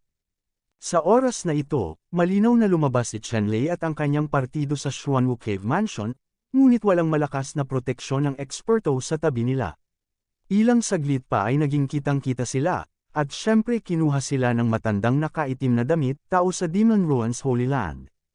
Sa katunayan, hindi lamang ang matandang ito mula sa Holy Land of Demon Ruins, kundi 12 ng iba pang mga disipulo na lumabas sa Xuanwu Dangfo at pinrotektahan ng mga makapangyarihang miyembro ng pamilya, ang bawat isa ay nagpakilala sa sitwasyon ni Chenlei at ng iba pa sa makapangyarihang pamilya, mga miyembro na may mababang boses. Sa pagkakataong ito, mayroong 100 malalakas na binata na pumasok sa Xuanwu Dangfo, ngunit mayroon lamang 30 o 40 nakaligtas sa Xuanwu Dangfo. Halos karamihan sa 30 o 40 powerhouse na ito ay nakakita kay Chenlei noong sila ay nasa lihim na lupain, at nasaksihan ang pagkuha ni Chenlei ng kakaibang kayamanan na Chaos Stone. Halos lahat ng 30 o 40 batang henyo na ito ay sinubukang gambalain si Chenlei noong sila ay nasa lihim na lupain. Matapos kolektahin ni Chenlei ang Chaos Stone, nagpakita siya ng matinding lakas at napatay ang higit sa 100 kabataang henyo na umatake sa kanya. Gayunpaman, para sa kapakanan ng pagiging pantay-pantay sa mundong ito at pakikipaglaban sa mga dayuhang lahi sa hinaharap, hindi siya nagmamadaling patayin silang lahat. Kung ang lakas ni Chenlei ay talagang gustong pumatay, ang 34 na batang henyo na ito, maliban sa ilang makapangyarihang tao tulad nina Sheng Jun at Hai Huang Jr., ay hinding-hindi aalis sa lihim na lupain ng buhay. Ngunit sa oras na ito, ang mga batang henyo na ito na lumabas sa Xuanwu Dangfo ay hindi nagpapasalamat sa awan ni Chenlei. Sa oras na ito, nakita na si Chenlei ay walang malakas na suporta sa likod niya, lahat sila ay nakaisip ng ideya ng Chaos Stone sa Chenlei. Tito Shi, nakita mo na ba ang grupo ng mga taong nakatayo doon? Kabilang sa mga ito, ang batang may kulay ubing buhok ay nakakuha ng Chaos Stone sa pagkakataong ito, na tiyak na numero 1 kayamanan sa Xuanwu Cave. Kung ito ay mapapatay, ang grabang the Chaos Stone ay tiyak na magdadala sa lakas ng ating mahabang pamilya sa mas mataas na antas. Panipi. Isang batang malakas na lalaki mula sa pamilyang Long ang bamulong sa tainga ng isang malakas na lalaki sa antas ng Wuzhen sa kaharian ng Nahai. Nang tumingin siya kay Chenlei, ang kanyang mga mata ay puno ng mainit na liwanag. Ang kakaiba ng Chaos Stone na ito ay napaka-sexy nitong batang henyo na pinangalan ng Long. Kung maaga niya ito, kahit hindi ibigay sa kanya, basta't naliwanagan siya sa isang tiyak na panahon, ito ay talagang tama para sa kanya. Pagkakataon laban sa langit. Ilang iba pang makapangyarihang puwersa ang sunod-sunod na nakatanggap ng ganitong balita. Saglit, 12-dosenang mga eksperto sa antas ng Wuzhen sa kaharian ng Nahai ang lahat ay nakatutok kay Chenlei. Dahil alam nilang may dalang kayamanan si Chenlei, syempre hinding-hindi sila papayag na umalis sa lugar na ito. Sa katunayan, kahit na walang Chaos Stone kay Chenlei at sa iba pa, basta't lumakad siya palabas ng Xuanwu Dangfo nang walang malakas na puwersang humahadlang sa kanyang likuran, hindi siya madaling umalis. Ang Xuanwu Cave Mansion ay umakit ng 10-10 milyong makapangyarihang tao dito. Gayunpaman, ilang daang tao lamang ang nakapasok sa Xuanwu Cave Mansion. Karamihan sa mga tao o malalakas na puwersa ay walang pagkakataon na makapasok sa Xuanwu Cave Mansion. Ngunit alam ng lahat na sa loob ng Xuanwu Dangfo, dapat mayroong pagkakataon na bantayan ang kalangitan. Hindi sila makakapasok, ngunit hindi ibig sabihin na palalampasan nila ang pagkakataon ng Xuanwu Dangfo. Ang pag-agaw ay ang pinakamadali at pinakadirektang paraan. Ang mga pagkakataon ni Xuanwu Dangfo ay maaaring mangailangan pa rin ng ilang pagkakataon, ngunit kung may mga pagkakataon, maaaring wala itong lakas upang mapanatili ang magandang kapalaran. Sa sandaling ito, hindi mabilang na malalakas na puwersa ang nakatuon sa kanilang atensyon sa 40 o 50 kabataang powerhouse na lumabas mula sa Xuanwu Dangfo, gayon din sa mga puwersang nasa likod nila. Kung ang ilang puwersa ay bahagyang mahina, tiyak na makakaakit sila ng mga nakatutuwang pag-atake tulad ng mga lobo hanggang sa tuluyan na silang mapunit. Sa sandaling ito, ang buong kapaligiran sa East China Sea ay lubhang marangal. Ang walang laman na hangin ay kasing nerbiyos ng isang paputok na silid-aklatan na puno ng walang katapusang mga pampasabog. Hanggat may maliit na spark, ang madla ay maaaring sumabog kaagad. Biglang nagpapamshot ang nakaitim na matanda sa Demon Ruins. Biglang, isang magic cloud ang pumuno sa hangin, at isang malaking itim na palad ang agad na tumakip sa hangin, at pagkatapos ay hinampas ito patungo sa kinaroroonan ni Chenlei. Ang nakaitim na matanda sa Demon Ruins ay walang pag-aalinlangan at siya ay napakalakas. Nang makita si Chenlei at ang iba pa, walang suporta, kaya direktang binaril niya at nahuli sila kay Chenlei at iba pa. Sa iyong mga kamay. Ang kawalan ay agad na napuno ng napakalaking presyon. Alam mo, ito ay isang malakas na tao sa itaas ng ikalimang antas ng Nahai Realm na agad na bumaril. Napakalakas ng kapangyarihan kaya nakakatakot. Nakita ko ang kawalan ng laman sa ibaba. Sa ilalim ng presyon ng higanteng itim na kamay na ito, gumawa ito ng matinis, nakakatusok na tunog, na tila napakalaki, at maaaring masira anumang oras. Ang dagat sa ibaba, sa ilalim ng presyon ng palad na ito, ang antas ng dagat ay napilitang bumaba ng higit sa 10 milya, at ang ilang malalaking hayop sa dagat na nagtatago sa dagat ay hindi makayanan ang palad na ito. Si Jiwei ay sumabog sa isang bola ng dugo, at ang buong dagat ay nabasa sa dugo. Si Chenlei at ang iba pa ay nasa gitna ng pag-atake, at agad na nakaramdam ng matinding pressure na halos masuffocate sila. Not to mention fight back, ni hindi nila may galaw ang katawan nila. Malapit nang mahati ang kanilang mga buto, at ang kanilang mga daluyan ng dugo ay umbok, tila sasabog sila anumang oras. Kabanata 427. Galit na galit si Chenlei, at lumitaw ang purple at blue rays sa kanyang katawan, na naging double light curtains, na pinuprotektahan ang lahat sa kanyang katawan, at pinayagan nito ang lahat na mapawi ang malaking pressure.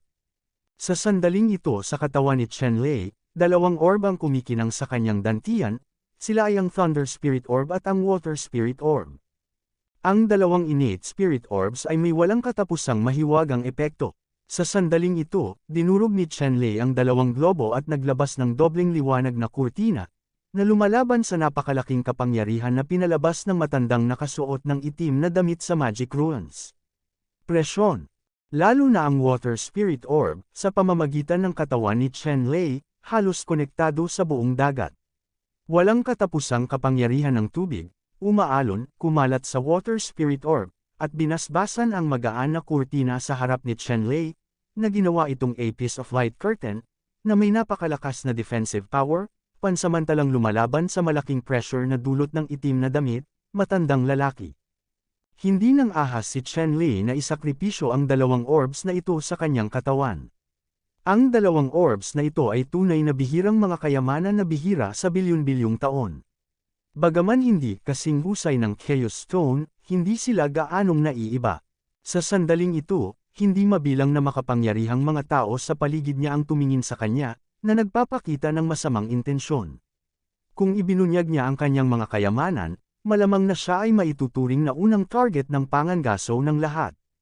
Sa katunayan, kahit na hindi isinakripisyo ni Chenlei ang Water Spirit Orb at Thunder Spirit Orb mula sa kanyang katawan, ngunit dinurog lamang ang mga ito sa kanyang katawan, hiniram ang malakas na kapangyarihan ng dalawang Spirit Orbs, nakakaakit pa rin ito ng atensyon ng ilang tao.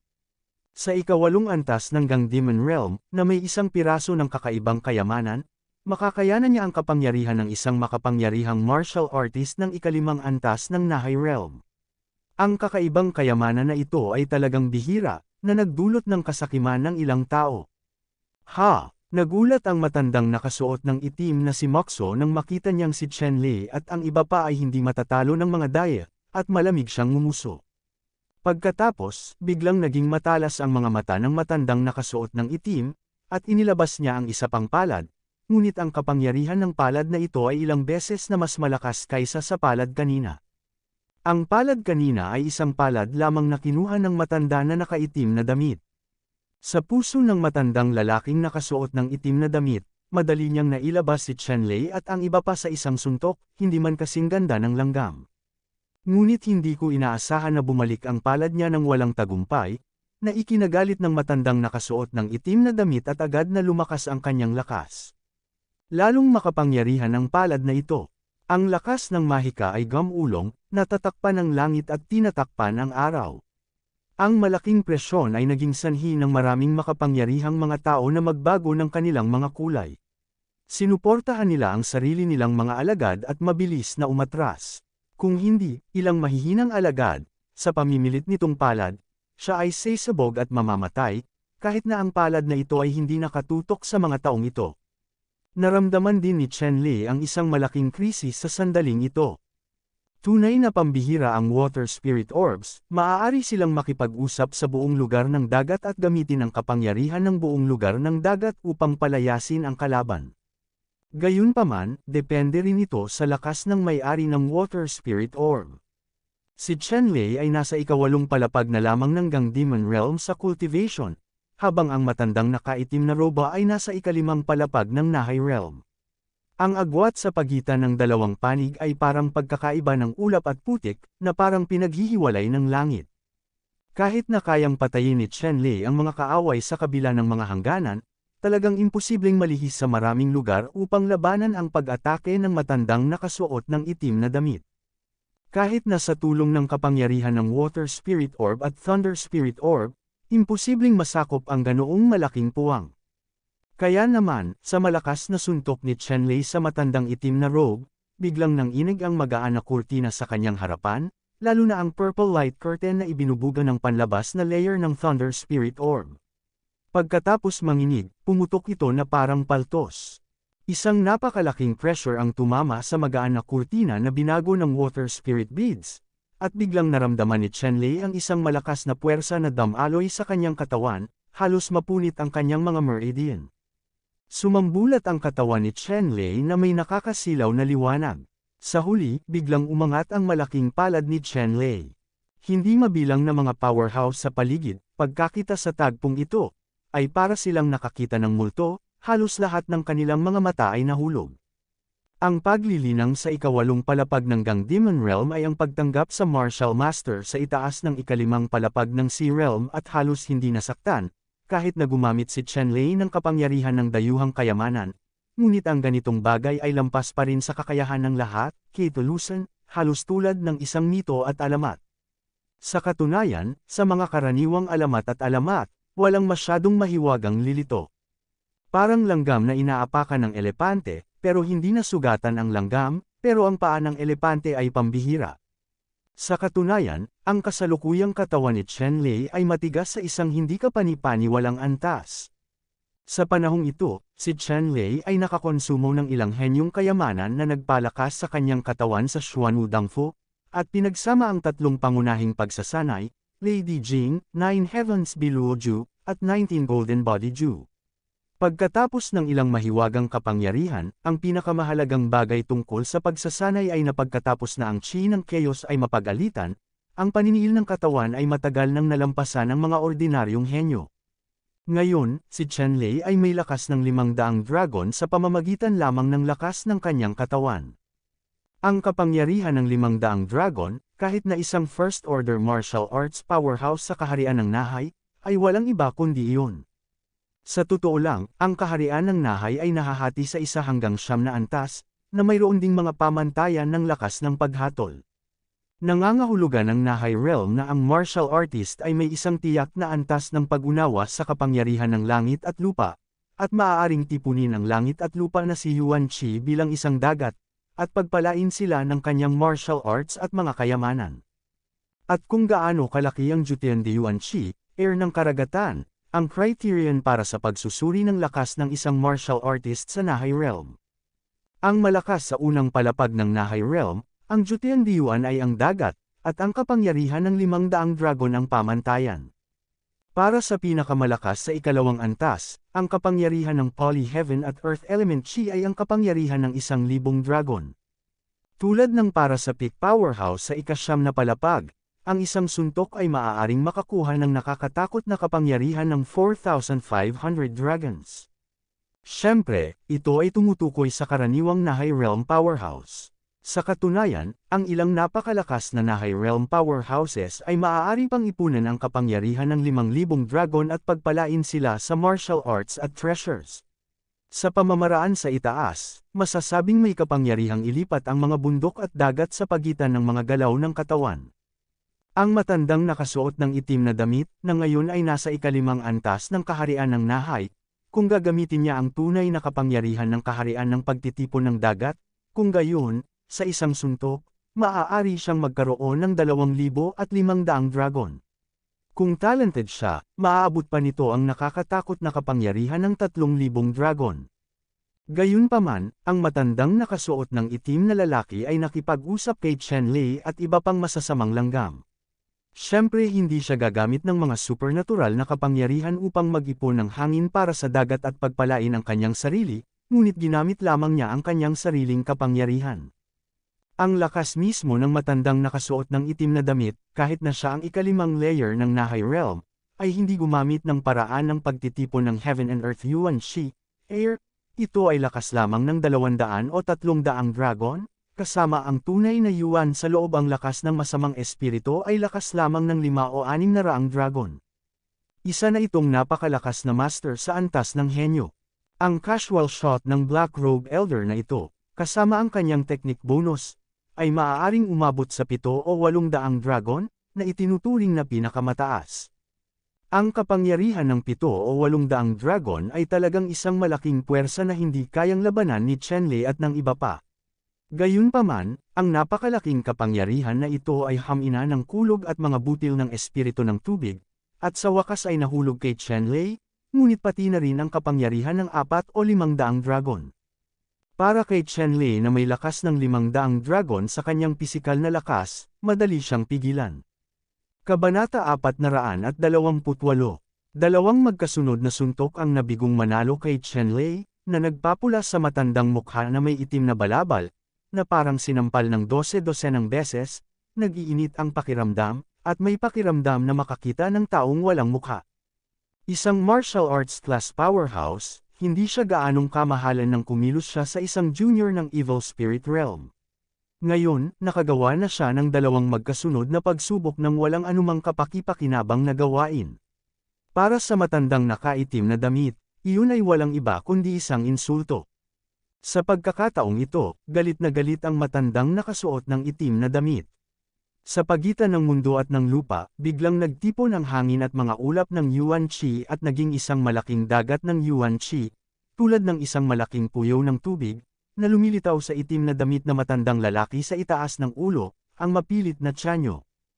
Ang piraso ng hanging dagat na ito ay isang komunikasyon sa pagitan ng mga nakatatandang itim na robe, na nag-iipon ng hangin para sa kanilang sariling paggamit, at gustong ganap na sugpuin si Chenlei. Gayunpaman, nang sasalakayin na ng matandang nakasuot ng itim si Chenlei, biglang lumitaw ang isang malaking palm print, na nabasag ang dagat ng hangin sa ulo ng matanda na nakasuot ng itim, na nagpapataas ng mukha ng matanda na nakasuot ng itim na damit. Pula, halos mag-counter-attack. Itong sangkatauhan, ang ating si Royal Family ang magdedesisyon, kung sino ang maglakas loob na gawin ito, binugbog siya ng aking si Royal Family. Isang grupo ng mga Sikh clan powerhouses na nakasuot ng Imperial robe, halos kapareho ng mga tao, ngunit nagpapalabas ng dakilang Imperial Majesty, ay lumitaw dito, isa sa napakalakas na si Imperial Clan Elders na napakalakas na sinabi. Ngayon lang, ang malaking palm print na iyon ay inilabas ng matanda ng Ocean Royal Family. Sa mga makapangyarihang si Royal Clans na ito, ang mga bituin ay parang buwan, at ang mga kabataan ng si Royal Clan ay napapaligiran ng mga tao. Ang batang ito mula sa Ocean Royal Clan ay ang pumasok sa Xuanwu Cave. Para sa Chaos Stone, ang batang ito mula sa Sea Royal Clan ay determinadong manalo. Sa makatuwid, sa sandaling umalis siya sa Xuanwu Cave, agad siyang pumasok sa malalim na dagat at direktang inimbitahan ang mga matatanda sa angkan ng datang dito. Ang Sea Emperor Clan, isang royal clan sa mga Sea Clans, ay napakalakas. Bagamat hindi gaanong kamag-anak, ang bawat miyembro ng angkan na lumalabas ay may hindi magagapi na momentum upang itulak ang isang kaaway na magkatabi. Sa oras na ito, mayroong higit sa 100 miyembro ng Sea Royal Family na lumilitaw dito, at bawat isa sa kanila ay naglabas ng napakalakas na aura na nagpoprotekta sa kalangitan at araw. Higit sa 100 ng Sea Royal Clan Powerhouse ang talagang pinakamalakas sa iba't ibang lahi at puwersang naruroon. Mainit ang ulo ng matandang nakasuot ng itim na damit, at laging nasa ibabaw niya. Pagkatapos ng lahat, naranasan niya ang gayong kahihiyan. Gayunpaman, bagaman abnormal ang kanyang ugali, hindi siya tanga. Mahigit 100 ng makapangyarihang miyembro ng Sea Royal Family ang lumitaw at hiniling kay Chenlei at sa iba pa na kunin. Kahit na ang Moxo ay isa ring makapangyarihang sagradong lugar, ito ay malayo. Kung hindi siya makalapit sa uhaw, talagang hindi siya maglalakas loob na hamunin ang Sea Royal Family. Para naman sa ibang lahi at puwersa, nang makita ang mga makapangyarihang tao ng Sea Royal Family na lumitaw, lahat sila ay tumahimik. Ang ugat na ito ay talagang napakalakas upang labanan. Aking lahi ng tao, paano mo hahayaan ang iyong lahi sa dagat, kailan ang iyong lahi sa dagat ay napakalakas? Ang matandang nakasuot ng itim na damit ay tahimik, ngunit hindi ito nangangahulugan na hahayaan ng iba pang malalakas na lahi ng tao ang pamilya ng si King na kunin si Chenlei. Dapat mong malaman na ang bato ng kaguluhan sa katawan ni Chenlei ay napakahalaga. Ngayon alam ng ilang mga banal na lugar na ang kaguluhang bato na ito ay nasa katawan ni Chenlei. Naturally, hindi pinahintulutan ang linya ng Sikh clan na kunin lang si Chenlei. Ang taong tumayo para pigilan ang linya ng Sea Emperor ay natural na mga elder ng ilang mga banal na lugar. Kabilang sa mga ito, kahit na ito ay isang banal na lugar, hindi ito maaaring makipagkompetensya sa emperador ng dagat lamang.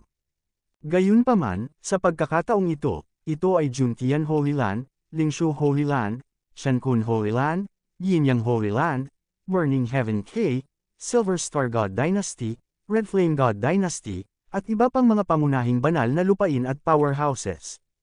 Ang mga powerhouse ng mga dakilang banal na lugar ay nagkakaisa, at sa mga tuntunin ng bilang ng mga powerhouse, sila ay hindi bababa sa mga emperador ng dagat, o higit pa. Ang puwersa ng mga partidong ito ay nagkakaisa, at sa mga tuntunin ng lakas, dapat nilang lampasan ang linya ng Sea Emperor. Nakita ng matandang lalaki sa linya ng Sea Emperor na maraming mga banal na lugar ang nagkakaisa at gustong pigilan silang kunin si Chenlei, na may galit na ekspresyon sa kanyang mukha. Ang matanda ay umungal at nagsabi, masyadong maraming taong makakalaban, natatakot ako na hindi ka magtatagumpay, ang High Clan ay nakikinig sa mga utos. Ang matandang ito sa linya ng Sea Emperor, na may utos, ay hindi inaasahang pinakilos ang halos 80% ng mga Sea Clan powerhouses sa lugar ng dagat na ito upang palibutan at patayin ang ilang mga banal na lugar at dinastiya na sumasalungat sa kanya.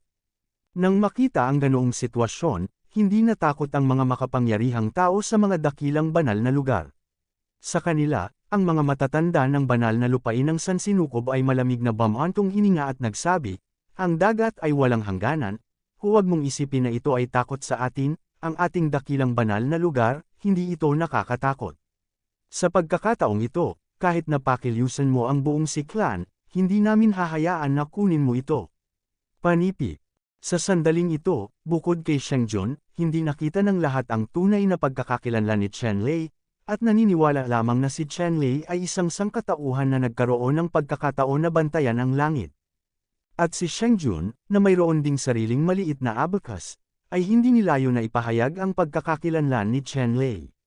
Sa makatuwid, kahit na si Chenlei at ang iba pa ay ang target ng pampublikong kritisismo, ang kanilang pagkakakilanlan ay misteryo pa rin hanggang ngayon. Walang nakakaalam tungkol kay Chenlei, pagkakakilanlan. Ang tunay niyang pagkatao, maging ang pangalan niya ngayon, iilan lang ang nakakatawag.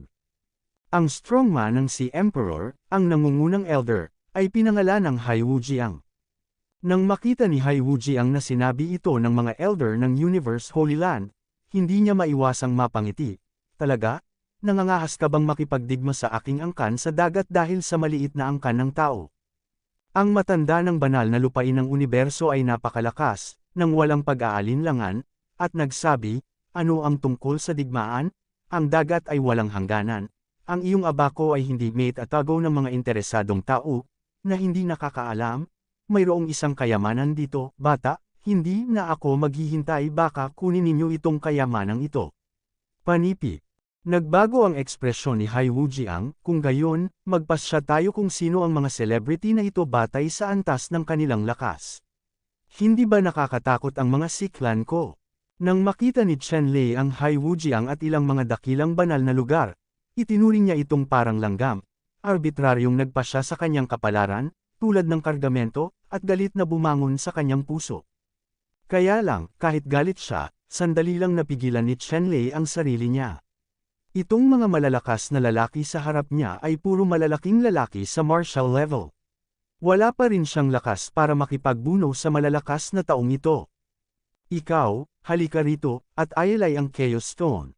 Kaya kung maging Panginoon at protektahan ka mula sa kamatayan. Isang elder sa Juntian Holy Land, sa sandaling ito, itinuro si Chenlei at nagutos. Isang malakas na lalaki mula sa Sea Clan ang nanunuya. Ang malakas na momentum ay mahigpit na nakalock kay Chenlei. Hanggat gumalaw ng kaunti si Chenlei, papatayin niya agad ang mamamatay tao. Hindi mo ba narinig ang sinabi ng matanda, ibigay mo sa akin ang Chaos Stone, bingi ka ba? Nang makitang hindi tumugon si Chenlei, galit na sinaway siya ng nakatatandang Juntian Holy Land. Nakita ni Chenlei ang elder ng Juntian Holy Land na napakayabang, at galit na sinabi, Older Bangzi, bulag ka o bingi. Ikinulong ako ng Chi Machine ng Overseas Clan. Hanggat may kaunting pagbabago, siya ay magiging kill, Kung gayon, paano mo sasabihin kay Lao Su na bigyan ka ng Chaos Stone? Panipi. Kabanata 429. Nang marinig ko ang mga salita ni Chen Lei, ang malalakas na tao sa paligid ay natigilan, iniisip na mali ang kanilang narinig. Napakatapang ng taong ito kaya nang ahas siyang magsalita ng ganito sa isang martial sovereign level expert sa Juntian Holy Land nang hindi iniiwan ang kahit kititing na mukha.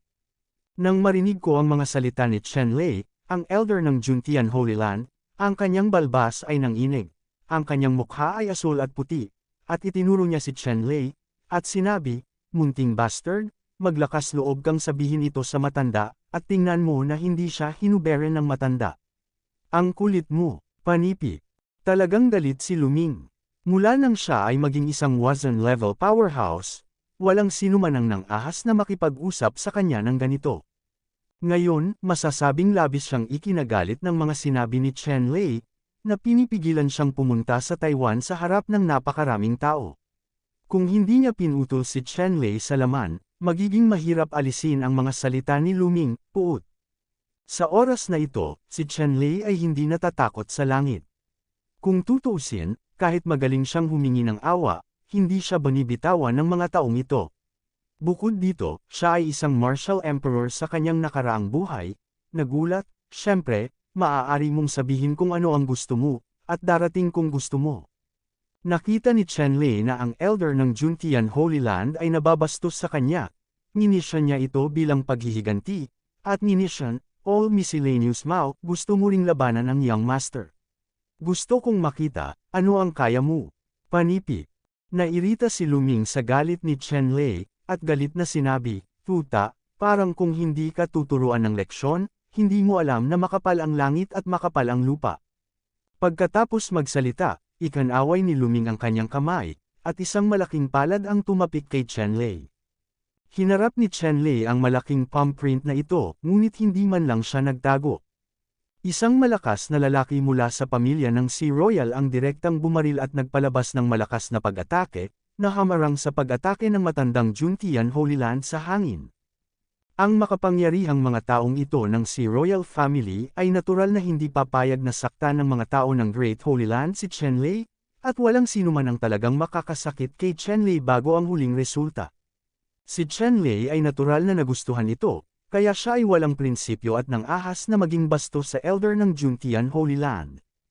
Nagalit si Luming, ngunit ngayon ay wala nang kinalaman kay Chen Lei, ngunit sa kanyang puso ay palihim niyang ipinangako na hanggat nahulog si Chen Lei sa kanyang mga kamay, tiyak na sisirain niya si Chen Lei at gagawin siyang walang magawa.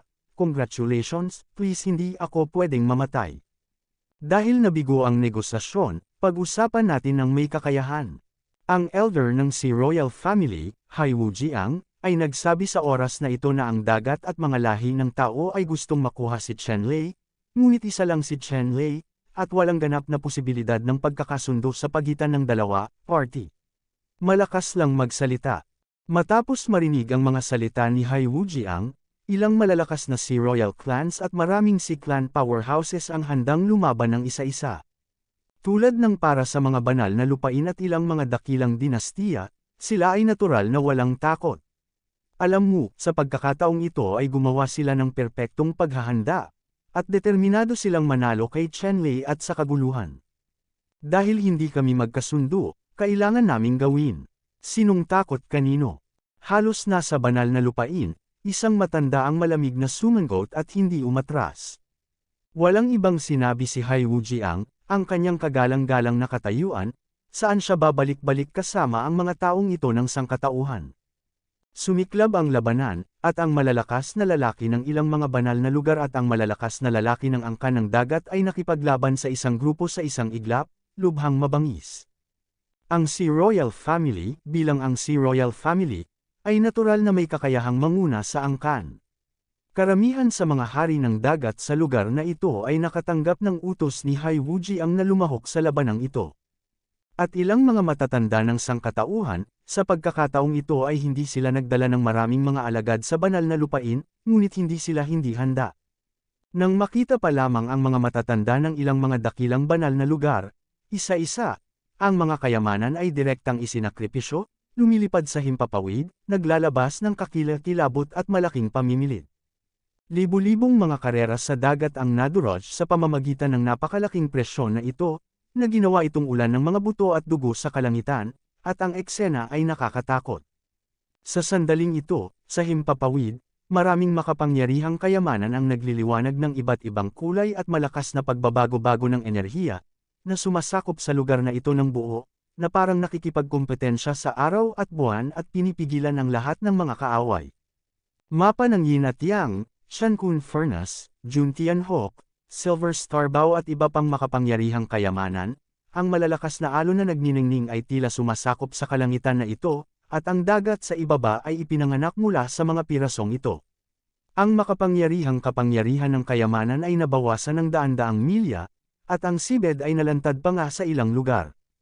Sa ilalim ng napakalaking pressure na ito, ang lahat ng makapangyarihang mga marino na naapektuhan, nang walang pagbubukod, ay idiniin lahat sa ambon ng dugo. Agad na namula ang mga mata ni Hai Wujiang. Paano niya naisip na ang mga elder na ito ng Holy Land at God Dynasty ay magdadala ng napakalakas na kayamanan? Bagamat ang mga kayamanang ito ay hindi ang tunay na mga kayamanan ng banal na lugar, sila na ang pinakamakapangyarihang mga imitasyon. Ang kanilang mga ranggo ay umabot na sa ika-8 o maging sa ika-9 na ranggo. Ang kayamanan na ito, sa ilalim ng magkasanib na pagkawasak ng ilang mga matanda sa banal na lupain, ay gumawa ng isang pambihirang pag-atake, halos walang sinuman ang makakatalo dito. Alam ni Hai Wujiang na ang mga tao sa mga banal na lugar na ito ay handa, hindi nakakagulat na sila ay napakatigas. Nauunawaan ni Hai Wujiang na sa ilalim ng makapangyarihang kayamanan na ito, ang mga ordinaryong disipulo ng masamang espiritong kaharian ay mamamatay lamang ng walang kabuluhan. Kaya, direkta niyang inutusan ang mga taong dagat sa ibaba ng Gang Demon Realm na lisanin ang lugar na ito, upang hindi na muling magdusa sa mga isda sa lawa. Pagkatapos, sa mga kamay ni Hai Wujiang, mayroong isang napakalaking madilim na asul na sibat, na naglalabas ng hindi mapapantayang kamanghamanghang liwanag. Pagkatapos, ang sibat ay nalaslas, at ang madilim na asul na sibat ay iginuhit sa hangin, mabangis. Gupitan sa isa sa mga kayamanan. Ang target na pinili ni Hai Wujiang ay ang mapa ng Yin Yang. Sa proseso ng pagputol, nagsimulang magtipon ang hindi mabilang na mga elemento ng langit at lupa, tulad ng isang ipoypo na lumilipad ng manipis, patungo sa madilim na asul na sibat ng digmaan sa kamay ni Hai Wujiang. Nagtipon sa gitna, isang nakakagulat na malaking bilang ng mga puwersa, sapat na sa 6 o 7,000 dragon.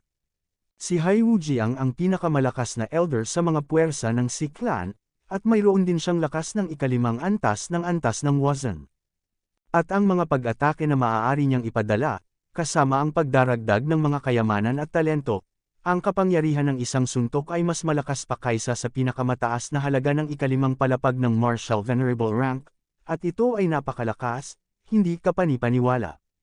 Kasabay ng pagkilos ng Hai Wujiang, ang iba pang mga Sea Clan powerhouses ay pumili din ng kani-kanilang target, sinisira ang makapangyarihang mga kayamanan at mga diskarte, at mabangis na umaatake sa makapangyarihang mga kayamanan sa himpapawid.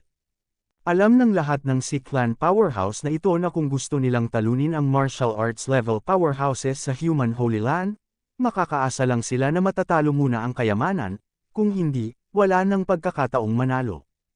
Ang iba pang mga Sea Clan powerhouses, isa-isa, ay hindi natatakot sa kamatayan, at inatake ang makapangyarihang mga kayamanan sa himpapawid. Ang mga powerhouse na ito ay pawang mga powerhouse na higit sa antas ng Wuang. Kahit na ang kanilang lakas ay hindi isang malaking bagay sa harap ng mga powerhouse sa antas ng Wazan, ang kanilang tagumpay ay nakasalalay sa napakaraming bilang, at ang pinagsamang pag-atake ay hindi maaaring maliitin. Kabanata 430. Sa sandaling ito, ang lugar sa dagat na ito ay binabaha ng iba't ibang makapangyarihang kayamanan, martial arts Yuan Light, halos ang buong mundo ay mababaligtad, ang kawalan ay napunit, at malalaking bitik ang lilito ng sunod-sunod. Ang dagat ay sumangga sa pagkatuyo, na nagpapakita ng isang seabed na puno ng mga bangin at burol. Isang balina sa dagat na libu-libong talampakan ang haba, walang oras upang makatakas, at ang laman at dugo nito ay direktang dinurog ng marahas na alon. Isang napakalaking balangkas lamang na nakahiga sa seabed. lalong naapektuhan ang iba't ibang nilalang sa dagat at mga hayop sa dagat. Ang lugar na ito ay masasabing naging lubhang nakamamatay na lugar. Maliban sa iba't ibang lumilipad na sinag ng liwanag, walang buhay ang mabubuhay dito. Ang lugar kung saan matatagpuan si Chenli at ang iba pa ay natural na nababalot ng battlefield na ito. Gayunpaman, ang kaligtasan ni Chenli at ng iba pa ay walang dapat ikabahala. Ang malalakas na tao sa bawat banal na lupain at angkan ng dagat ay dalubhasa sa The Defensive Light Curtain ay itinayo upang takpan at protektahan si Chenli at ang iba pa. Kung wala ang proteksyon ng banal na lupain at ng malakas na angkan ng dagat, si Chenli at ang iba pa ay napatay sa isang iglap sa ilalim ng malaking pagbabagong ito. Kaya lang, kahit sa ilalim ng proteksyon ng banal na lupain at ng mga Siklan powerhouse na ito, ang sitwasyon ni Chenli at ng iba pa ay nakataya. Alam mo, 12 ng mga powerhouse sa antas ng Wuzhen ang naglalaban sa isa't isa at nagniningning sa isa't isa. Paano mapoprotektahan at maisa sa alang-alang ng pagkasumpungin ng dalawang Wuzhen? Gayunpaman, habang ang labanan ay umuusad ng mabangis, ang bahaging ito ng larangan ng digmaan ay nagsimula ring lumipat kasama nito, dahan-daang tumataas sa kalangitan, lumilipat patungo sa kawalan. Habang lumilipat ang sentro ng larangan ng digmaan, pansamantalang itinuring na ligtas ang lugar kung saan matatagpuan si Chenli at ang iba pa. Hindi bababa sa tila hindi magkakaroon ng anumang malalaking problema. Sa paglipat ng larangan ng digmaan, ang buong lugar ng dagat ay napuno ng umuusok na tuyong tubig sa dagat, at napuno ng malaking halaga ng tubig dagat na dumadaloy mula sa lahat ng direksyon. Kung tutuusin, napakalaki at walang hangganan ng dagat na ito, at lahat ay nag-aaway, imposibleng sumanggaw ang tubig dagat sa buong lugar ng dagat. Sa oras na ito, ang ibabaw ng dagat ay bumalik sa kanyang asul na kulay, ngunit mayroong malalaking puyaw ng tubig sa lahat ng dako, at ang tanawin ay napakaganda kapag tumingin ka sa paligid. Ang mga powerhouse ng Royal Sea Family at ang martial arts class powerhouses ng Divine Lands, pareho silang nagharap sa isa't isa. Habang lumilipat ang sentro ng larangan ng digmaan, ang lugar na ito ay unti-unting bumalik sa kalmado, tanging ang kanilang dalawang martial arts, responsable sa pagbabantay kay Chenli at iba pa. Ang Martial Lord of the Sea Royal Family at ang Martial Lord of All Saints ay natural na hindi nasiyahan sa isa't isa, at lahat sila ay gustong talunin ang isa't isa sa mga tuntunin ng kasikatan. Ang momentum ng dalawang malalakas na lalaki ay patuloy na tumaas ang sunod-sunod na paghaharap, sa mga mata ng isa't isa, halos kumislap. Ang Wuzhen ng Sea Royal Family na ito, at ang Wuzhen ng banal na lupang ito, ang kapaligiran sa pagitan ng bawat isa ay naging mas maunlad. Kumbaga, basta may fuse, maipaparamdam nila sa isa't isa na puno ng pulbura ang kapaligiran. Sumabog. Biglang lumitaw sa likuran ng Martial Lord of the Sea Royal Family at ng Martial Lord na naiwan ng All Saints ang dalawang matandang nakasuot ng itim na damit, at naglunsad ng palihim na pag-atake. Biglang nagbabantay lamang sa isa't isa ang Martial Masters na naiwan ng Royal Family of the Sea at All Holy Lands, ngunit hindi nila akalain na may maglalakas loob na atakihin sila, at agad silang nahuli. Ang dalawang Wuzhen na ito ay tinamaan ng dalawang Wuzhen na nakasuot ng itim, isa-isang parang mga kanyan, sila ay binugbog at lumipad ng 12-12 kilometro palayo. Mapalad din na malalakas ang dalawang martial artist na ito, na may iba't ibang kayamanan na nagel iligtas buhay sa kanilang mga katawan. Nang sila ay nasa himpapawid, sila ay kumikislap sa mga pagsabog ng liwanag, halos hindi makayanan ang kapangyarihan ng sneak attacker, at hindi gaanong nagdusa. Gayunpaman, ang dalawang matandang lalaki na nakasuot ng itim na damit ay naging dalawang itim na ilaw, at ayon sa pagkakasunod-sunod ay sinalakay nila ang maharlikang pamilya ng dagat at ang mga martial masters ng banal na lupain, na parang papatayin sila, na wala silang pagkakataong lumaban. Matapang, ang maharlikang pamilya ng dagat at ang mga martial masters ng banal na lupain ito ay biglang inatake, hinabol, at pinatay ng dalawang martial masters na may itim na damit. Pareho silang natakot at nagalit. Nakilala niya sila. Ang dalawang martial masters na umatake sa kanila ay dalawang martial masters mula sa Holy Land. Isang Wuzhen ang isang beses na binaril si Chenli, at ang isa pang Wuzhen ay talagang kamukha ng taong bumaril kay Ziyang Chenli, sila ay kambal na magkapatid. Yinming at mga matatanda, huwag masyadong gumawa. Ang Wuzu na naiwan upang bantayan si Chen Lei sa banal na lupa ay sumigaw ng malakas at galit. Si Ming Xia, ang dalawang matatanda ni na Yin Ming at Ming, ay tumawa, paano kung sobra-sobra ang ginawa mo, mamatay ka para sa Diyos. Sa kabilang panig, si Zhu Yin, isa pang matandang lalaki sa dalawang matatandang sina Yin Ming at Ming Ming, ay parehong baliw, at naglunsad ng matinding pag-atake sa malakas na tao ng maharlikang pamilya ng dagat. Sa oras na ito, mayroon ding grupo ng mga powerhouse na may itim na damit, lahat ay may lakas ng antas ng Wukong, ngunit walang awa silang sumugod kay Chen Lei at sa iba pa para kunin sila. Ang mga taong ito sa Demon Ruins Holy Land ay hindi nakipag-isa sa mga martial artist ng Universe Holy Land at Lingshu Holy Land, ngunit nagtago sa gilid, talagang ginagawa ang pabor ng mga mangingisda. Moxu Holy Land at Lingshu Holy Land, ang dalawang banal na lugar na ito ay tila natural na magkalaban. Gayunpaman, kapag ang Lingshu Holy Land ay lumahok sa maraming bagay, ang Moxu Holy Land ay hindi kailanman lalahok, at kahit nagagawin ang lahat ng posible upang sirain ito. At ganoon din ang para sa Lingshu Holy Land hanggang Majiakshu Holy Land. Sa pagkakataong ito, ang Lingshu Holy Land ay nakipag-isa sa Chen Kun, Yinyang, Juntian at iba pang mga banal na lupain upang makipagkompetensya sa Sea Emperor para sa pag-aari ni Chen Lei.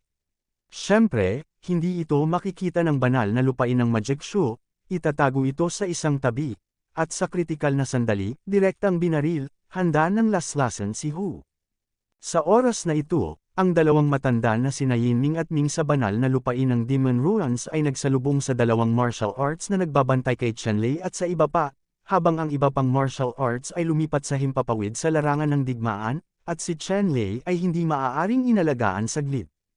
Ang iba ay nagbibigay lamang ng pagkakataon sa Demon Ruins Holy Land na samantalahin. Isang dosenang wuwang level powerhouses ang sumugod patungo kay Chen Lei at iba pa para dalhin si Chen Lei at iba pa. Hanggat maalis si Chen Lei at ang iba pa sa lugar na ito ng dagat, natural na hindi sila matatakot